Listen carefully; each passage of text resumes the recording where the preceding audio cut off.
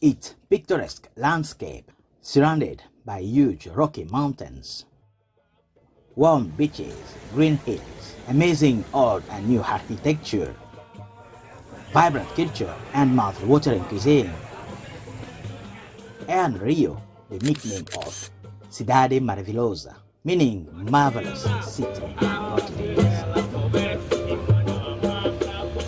This marvelous city is iconic for the colossal Cristo Redentor statue at the summit of Mount Corcovado and the timeless cinematic seaside backdrops of the Copacabana and Ipanema beaches.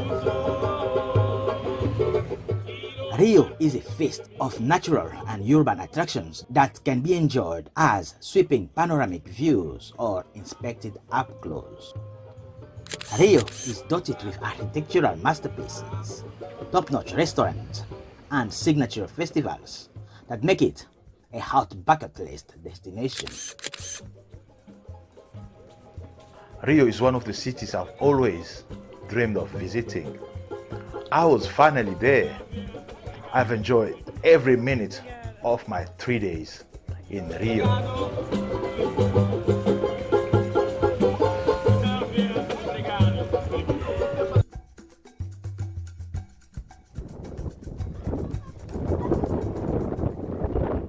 Located on the Atlantic Ocean in the southeastern part of the tropical zone of South America, Rio de Janeiro was the capital of independent Brazil from 1822 until 1960, when the national capital was moved to the new city of Brasilia.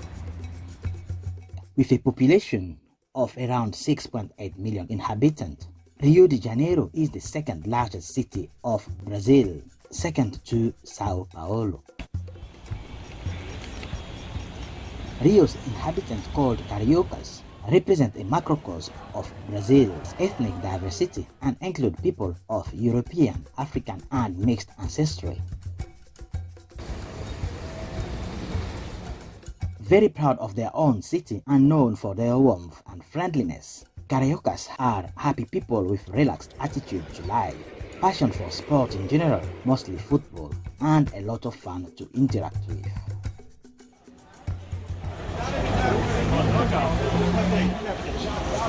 He didn't turn it over.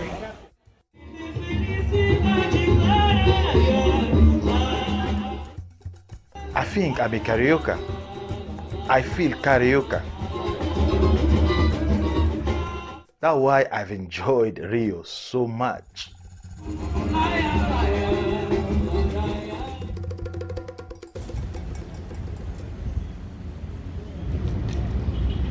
Rio de Janeiro is postcard pretty, but for many, it is far from paradisiacal. It presents vast socio-economic polarization, where expensive flats may be just steps from impoverished hillside communities called favelas.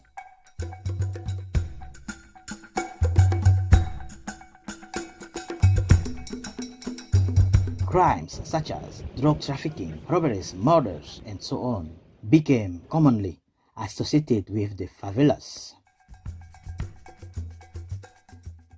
Rio de Janeiro is generally perceived to be a dangerous place, and many travelers are scared to visit Rio because of the violent horror stories they've heard about the place. Personally, I think Rio de Janeiro is a must-see for all travelers. The government began working on pacifying the favelas. Today, almost all of those favelas have been pacified. They have much lower incidence of violence and crime than previously. A few of these favelas, like Rocinha, the biggest favelas in Brazil, has also become tourist attraction. Luckily, we didn't have any bad experience in Rio, apart from a minor incident of what is so-called bird poo scam. Someone was following me with tissues and shouting something in Portuguese, and when I looked at him, he pointed to my shoes. I looked down and I saw a bizarre mustard-like substance Then he rushed toward me and started cleaning my feet. And I just stood there. I didn't grasp what was going on. And after he asked me to pay him what was an equivalent of 20 US dollars. 20 US dollars in Brazil go a long way. I gave him $1. He was not happy. Soon I found out that it's a popular scam used in different parts of the world. It's used generally by pickpockets. You have been warned. We spent 4 days exploring the Marvellous City. And we have done a lot of things in those 4 days. Among others, we tried to take the perfect picture of the Cristo Redentor Statue High atop the Corcovado Mountain while enjoying the breathtaking views of the city.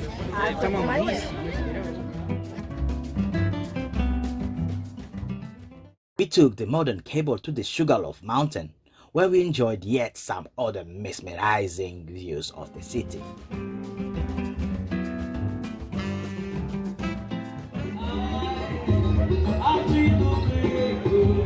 We mingled with locals at an open-air samba gathering.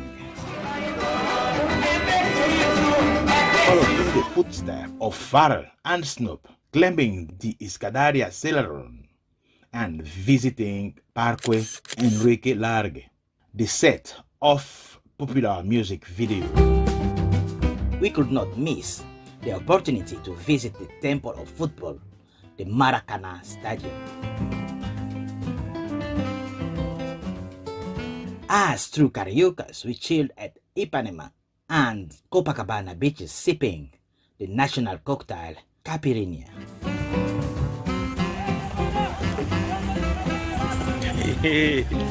Great, thank you. We also took some great photos, and we hope the video will inspire you for your next sightseeing expedition to Rio de Janeiro. Brazil.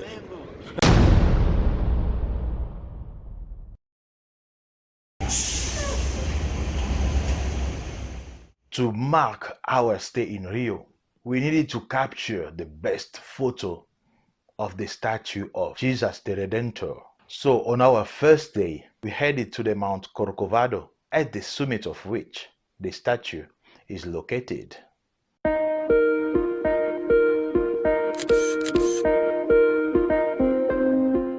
The statue has become emblematic of both the city of Rio de Janeiro and the world nation of Brazil.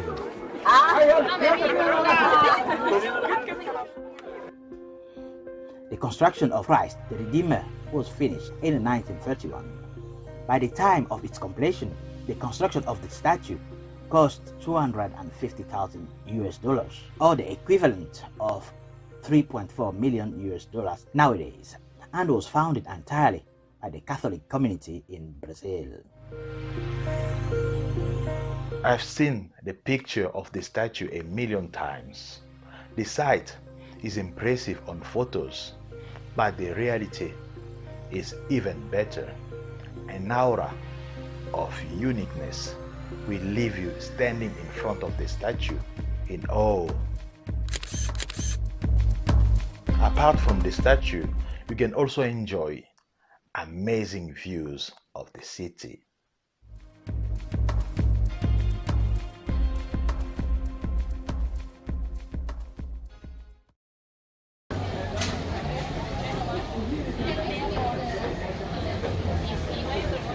There are 3 ways how to get to Christ the Redeemer. You can take a train, van, or hike.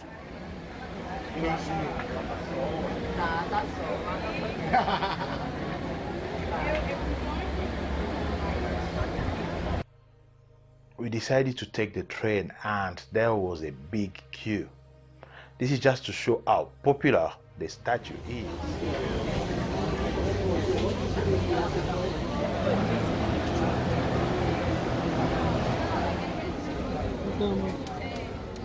The most famous and traditional way on how to reach Christ the Redeemer is by cog train. The train will take you through Atlantic forests, almost to the top of Corcovado Mountain.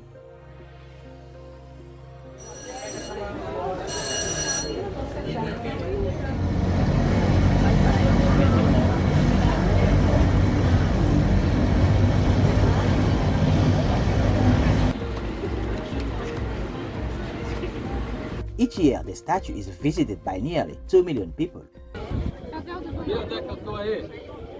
In 2007, it was voted one of the new 7 wonders of the world, alongside top sites such as the Great Wall of China, Machu Picchu, and the lost city of Petra.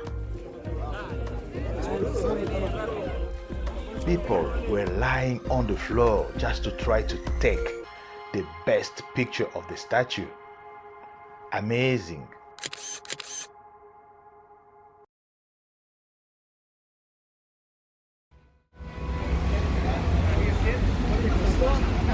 The next step is Sugarloaf Mountain.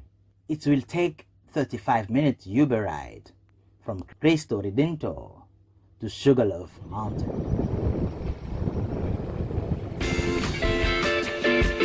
When in Rio, you cannot miss a visit at the top of the Sugarloaf Mountain to have a 360-degree view of the city.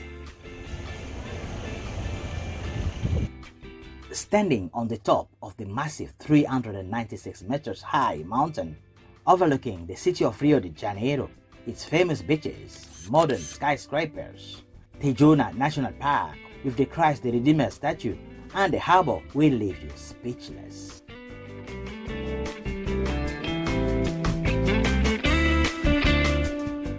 Because Sugarloaf Mountain sits on a peninsula that stretches into the Atlantic Ocean, it offers a unique scenic combination of bustling city, a tranquil bay, and a sparkling ocean.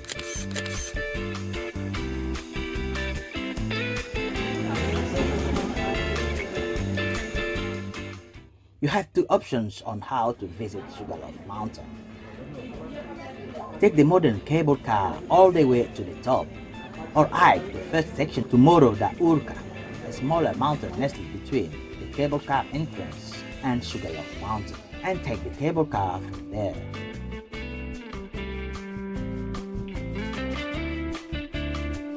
We took the cable car to Morro da Urca.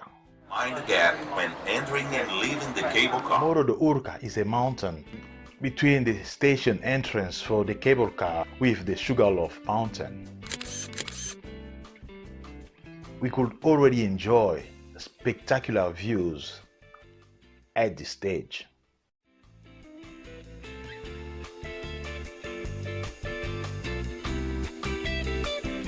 The ascent by cable car goes in 2 stages. First to neighboring Urca Hill, then another steep journey after Sugarloaf, while the jaw-dropping panoramas of beaches, skyscrapers and hills unfold beneath you.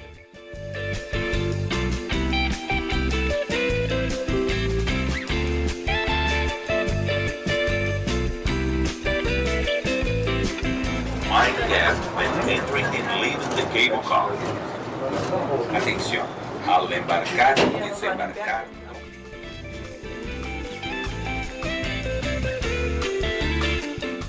You can stay on the top as long as you wish to enjoy the immense beauty.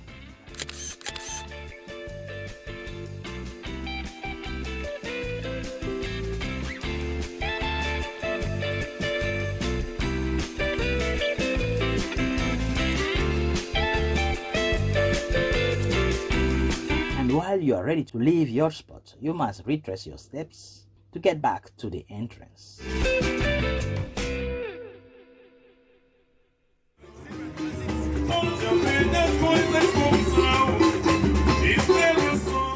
We decided to end our first day in Rio at Porto Marvila area, and this for 2 reasons: a quick glance at the Museum of Tomorrow and the free open-air samba music at the Pedra do Sal.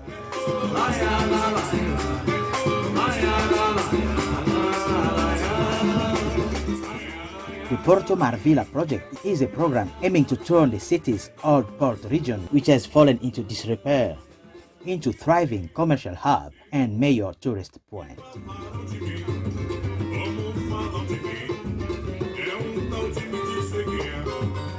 One of the outcomes of the project is the Museum of Tomorrow.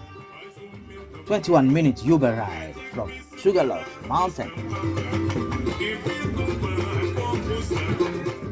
Described as looking like a cross between a solar-powered dinosaur and a giant air conditioning unit, the Museum of Tomorrow is a science museum designed by the Spanish neo-futuristic architect Santiago Calatrava.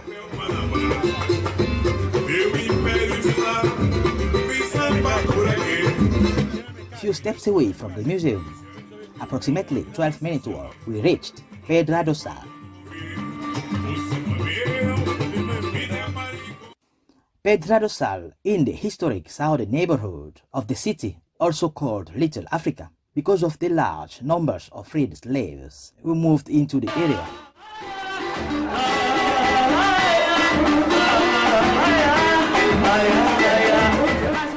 The area is credited of being the birthplace of samba. The area is rich in cultural diversity, and this has had a huge impact on musical traditions. Incorporating elements from African music was one of the key elements in developing the world-famous rhythm of samba music.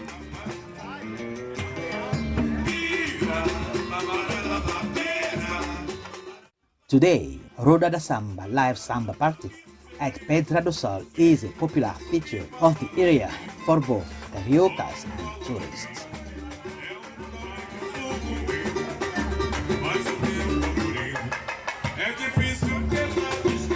Revelers gather around a giant flat rock, the Pedra, that gave the spot its name, which becomes a makeshift dance floor as the music works its magic.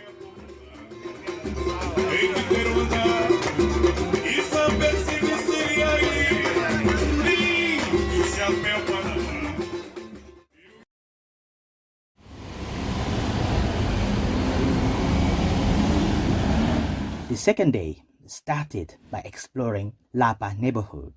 Lapa is a neighborhood famous for its bohemian culture.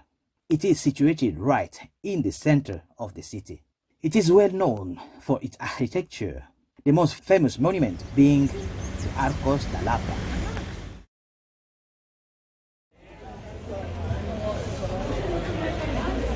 Next, between the neighborhoods of Lapa and Santa Teresa, sit the vibrant, impressive Escadaria Selarón, a staircase covered in more than 2,000 pieces of colorful tiles, mirrors, and ceramics.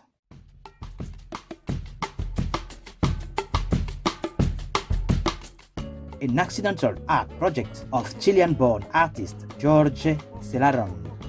The steps now serve as a source of optimism and inspiration for those who use them, as well as a never-ending reminder of the artist who created them. He dedicated the last decades of his life to tirelessly working on this tribute to Brazilian people.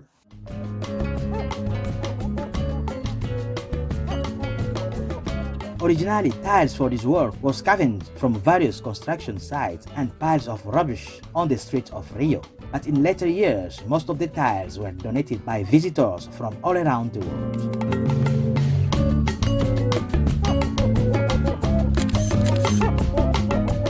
There are 215 steps measuring 125 meters in length covered in tiles from over 60 countries.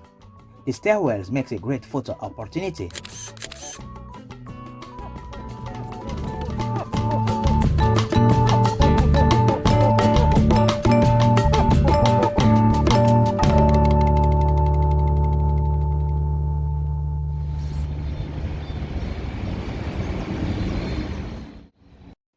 An 11-minute walk from the stairs, we reached the Metropolitan Cathedral of San Sebastian, better known as the Metropolitan Cathedral of Rio de Janeiro.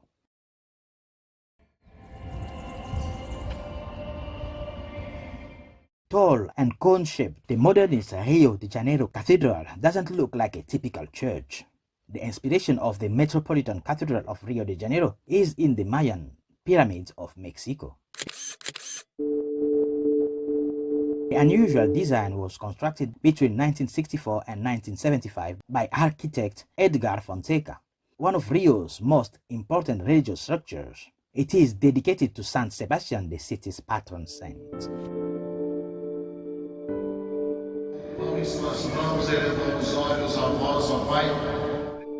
The cathedral beauty lies in its interior, where 4 vivid color stained glass windows soar 64 meters from floor to ceiling over the walls in the 4 cardinal points, allowing the sunlight to be projected in stunning different colors depending on time of the day, which gives the church a beautiful natural lighting and a mystical atmosphere.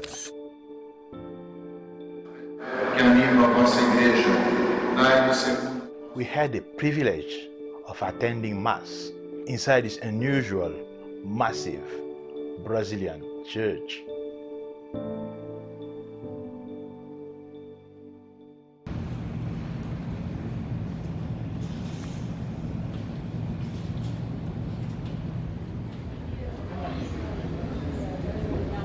After the church, we boarded the Santa Teresa tram, bright yellow tram hurtling over the Carioca aqueduct and through the cobbled street of Santa Teresa.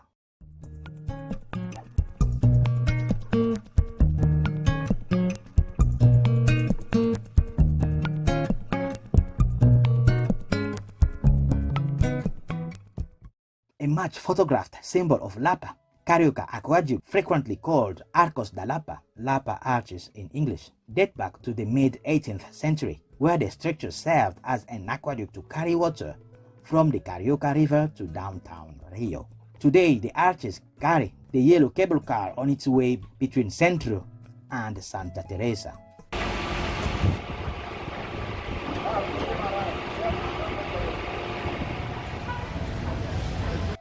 A typical neighborhood of Rio de Janeiro, Santa Teresa was born in the 18th century and is located on a hill right in the heart of the city. Symbol of the visual art, the neighborhood has dozens of art studios and the old trams ride through its narrow street.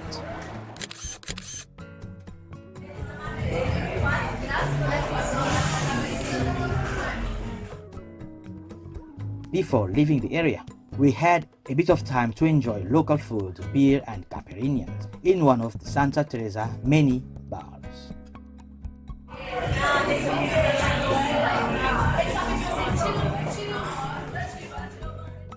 We jumped at a Uber to get to the Maracan Stadium, 10-minute ride.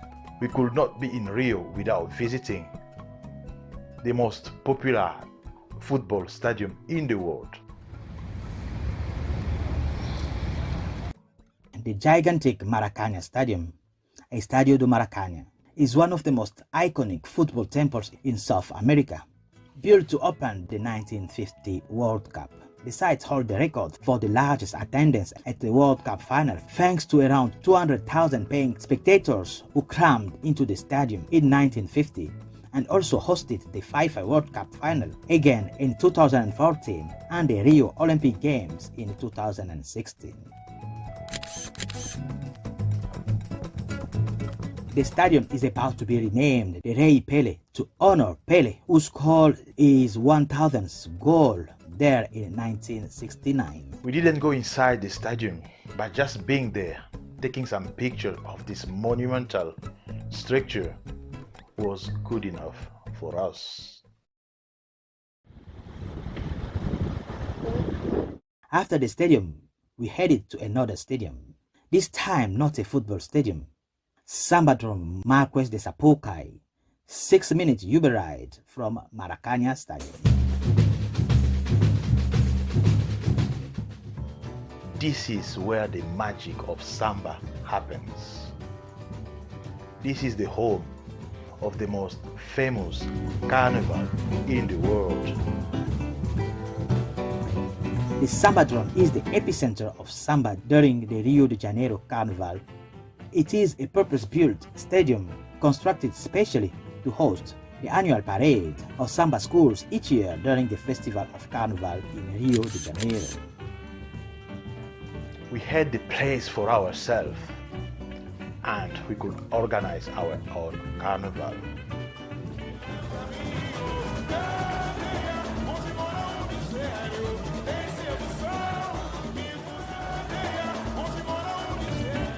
This our second day in Rio ending. Tomorrow we are heading to another feature which Rio is famous for: beaches.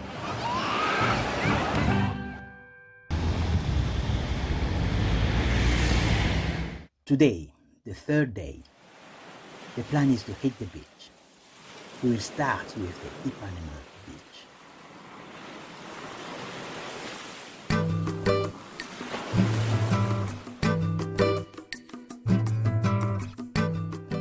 It doesn't take long to realize that the beach is live in Rio de Janeiro. The cariocas love the beach, sport and party. You'll often see them combine all three at once.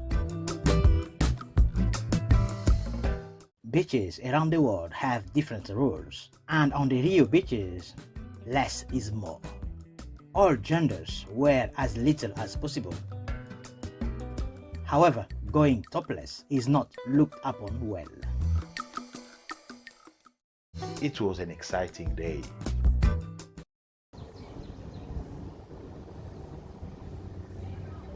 Before the beaches, we decided to do a morning detour to Rio de Janeiro Botanical Garden. It is one of the great tropical botanical gardens and arboretums of the world. Right, we didn't go inside the garden because the ticket was cash only. This meant that we had more time to spend at the beach.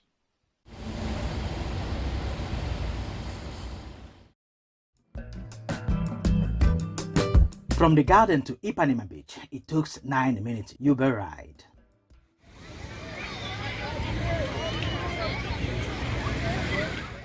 Birthplace of the famous song Garota de Ipanema, Girl from Ipanema. The Ipanema beach is the perfect place to relax and enjoy Rio.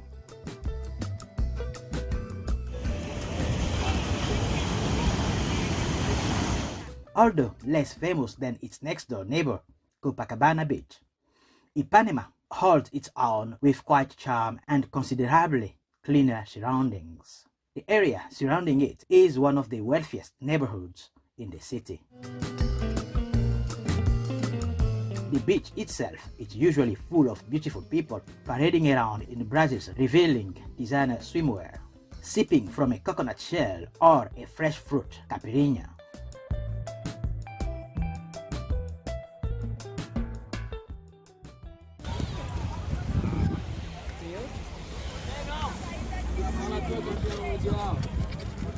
Caipirinha is Brazil's national cocktail made with cachaça, sugarcane hard liquor, sugar and lime.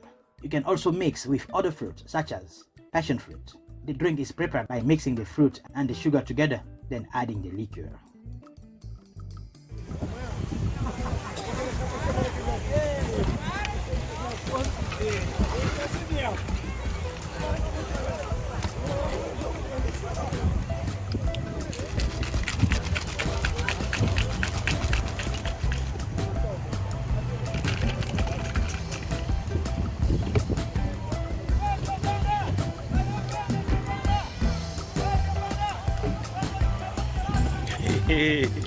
Great, thank you.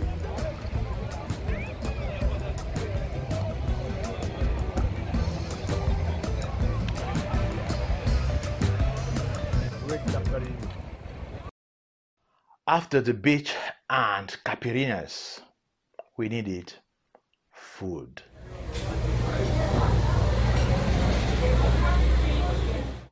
Brazil, a country full of meat lovers, prides itself on its churrascarias, a type of all-you-can-eat steakhouse.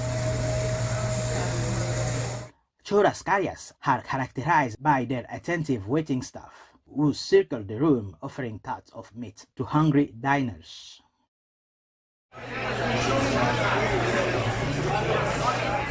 We had our own grill full of meat, along with caipirinhas. This made me a very happy man. Together, meat,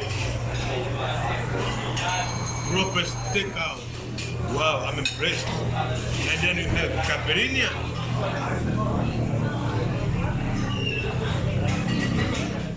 What a way to end the day.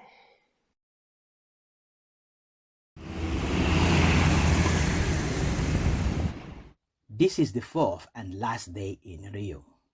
This is the day of Copacabana, the most famous beach in the world.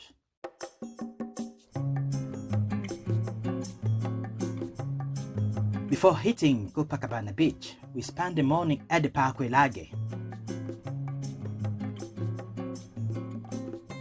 The Parque Largue is a public park in the city of Rio de Janeiro, located in the Jardim Botanico neighborhood at the foot of the Corcovado Mountain.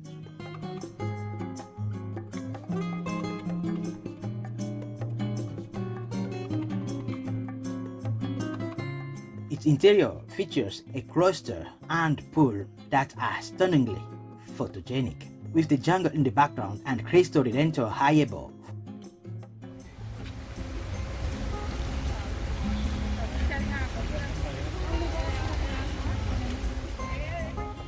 Inside the beautiful mansion that houses the School of Visual Art at the Parque Largue is the Cafe of the Largue.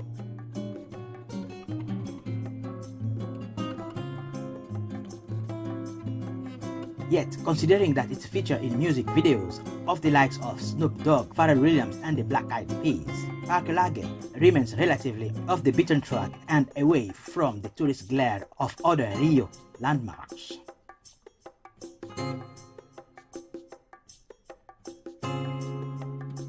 The gardens surrounding the house are organized geometrically in European romantic style.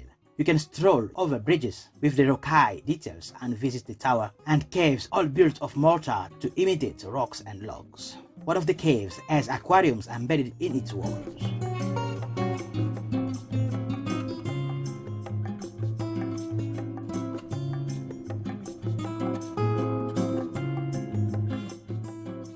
There are gravel paths that lead visitors to specific locations as ponds, artificial islands, fountains, and benches, which offer visitors a pleasant moment with nature.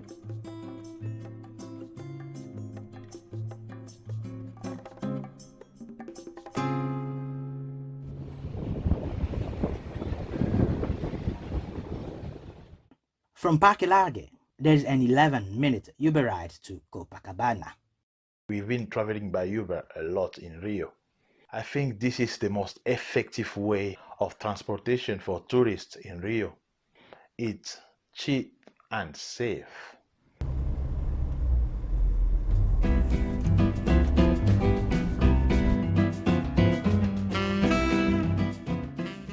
Considered one of the most famous beaches in the world, Copacabana is a mix of tradition, glamour, and glory. Thousands of tourists flock to this world-famous beach each year to sun themselves among the sea of cariocas and Brazilian bikinis. The beach runs for 4 kilometers and is dotted with bars, stands selling fresh coconut water, and volleyball courts. Parallel to the water, brimming with authentic, lavish accommodations and a beautiful Avenida Atlantica sideway made of mosaic tiles, Copacabana Beach boasts much more than powdery sand.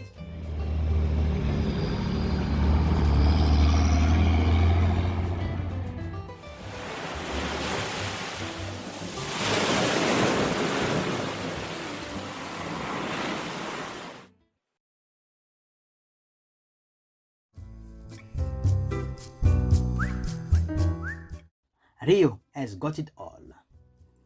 The latitude of the tropics, the swing of Africa, and the European flavor of half a century of mix and match with the old world.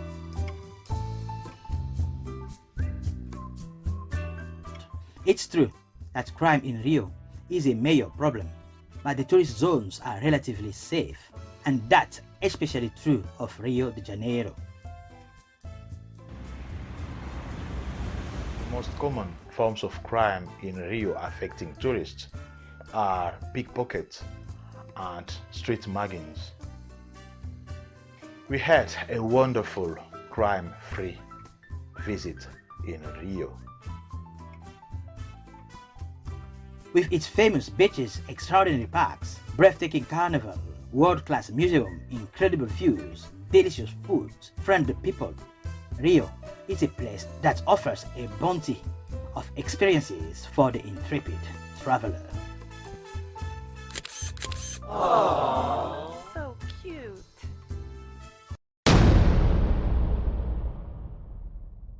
Thanks for watching.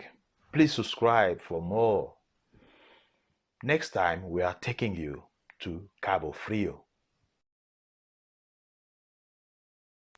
Till then, keep traveling.